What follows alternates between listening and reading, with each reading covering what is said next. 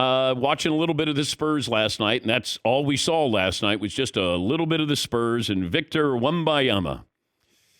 He scored as many points as I did in the first half.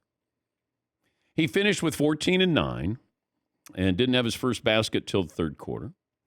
You're at the Garden, and, if you look down through history, when players play in New York, they're playing at the Garden. They're not facing the Knicks. He did it at the Garden. He didn't do it against the Knicks. It was Michael had a double nickel at the Garden. Kobe put up 61 at the Garden. That's when Steph Curry went off the first time, I think he had 54 in a game. That was at the Garden. Not against the Knicks, at the Garden. And if you haven't been in the building, it's the most famous arena in America. From the outside, you go, all right, it looks majestic. You're right there. It's a city block, and the Garden. I remember the first time I went in, and I went, wait, this is it? Okay. But the atmosphere, that's what changed everything. Once those Knicks fans got in there, and I remember seeing a Celtics-Knicks game with Larry Bird, Bernard King, and then I realized the atmosphere, like the Garden. Structurally, it's like the first time I went to Notre Dame. Now, this is before they did the renovation. I went, wait, this is it?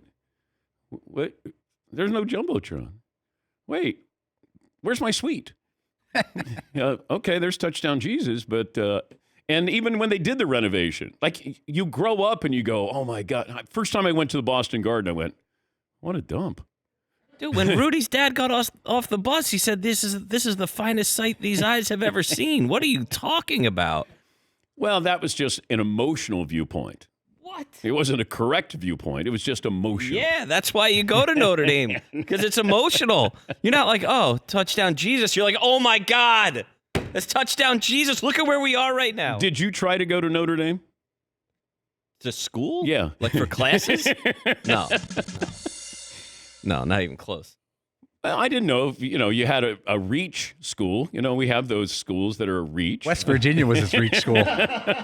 Yeah, no, I think really probably my reach school was Seton Hall, to be honest with you. Mm-hmm. Yes, Paulie. But there's no emotion. You go to SoFi Stadium, like you appreciate it. Oh, it's new. There's glass. There's everywhere. But I remember the first time I went to the Madison Square Garden, it was to see Patrick Ewing in year 2 versus like Karl Malone. I was like, this feels awesome. It felt like a big game. And you walk in from the street, you're like, I recognize that sign from all the movies and TV shows. You feel like you're at not an event, but like a place of history, like going to the Grand Canyon. Yeah, I don't think it's the first time I went to Wrigley, first time I went to Fenway. Now, those were different. When I walked into Fenway the first time, I went, God, that left field wall is really close. But it was beautiful, but it was antiquated. The seats really tight, built in 1912. But when you go in and you're inside Fenway, it was spectacular. Wrigley, without the ivy, you go, eh. And then the ivy comes in, you go, okay. I mean, you had that old scoreboard there. There's just certain places. Now, I don't have special memories at Wrigley, but I know it's a special place. And I think that's what's different with the Garden, whether it's Boston Garden or Madison Square Garden. All those great memories, all those moments that happened there. Yes, Eden. Yeah, I kind of feel like when you can remove the emotion from it, Madison Square Garden is a great place because you were told it was. Wrigley Field, that's a great place because I was told it was. But standing there, you're kind of like, oh, yeah, okay. I was shocked with the Boston Garden because growing up, this is before they used to light the fans in the stands. So it was almost like it was a play. Yeah. It was a Broadway show where the game was featured and that was lit. Everything else was dark. You're like, what's going on in the crowd there? Yeah. Now, and when I went there and I thought, God, look at that floor. Man, I'd love to have that in my house. And then you look at it and you go, I don't want that in my house. And it was just really antiquated. I remember going into the locker room after the Lakers won the championship. And I thought, this is the Garden? My high school shower locker room area was better than the visiting. Now, granted, Red Auerbach, I don't think wanted to have running water, hot water in there. They had hooks. They didn't have lockers. I thought, all right, I get the home court advantage here. But I went in there thinking I was going to smell cigar smoke and it was going to be this beautiful finished floor. And you look at it, there were big gaps in it.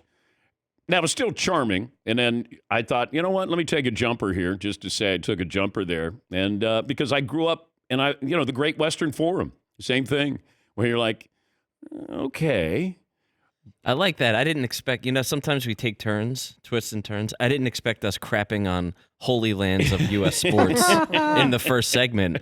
I didn't see that coming, but I'm glad that we got here. Seton, it's scripted right in front of you. Oh, that was my next line, or did I jump lines? Yeah. Now, there's one more line, and then you say that. Yes, Paul. I remember the first time I went to a couple places in Los Angeles, the L.A. Coliseum, the Rose Bowl, and they were very antiquated. There's like food trucks outside. There's not a lot of facilities.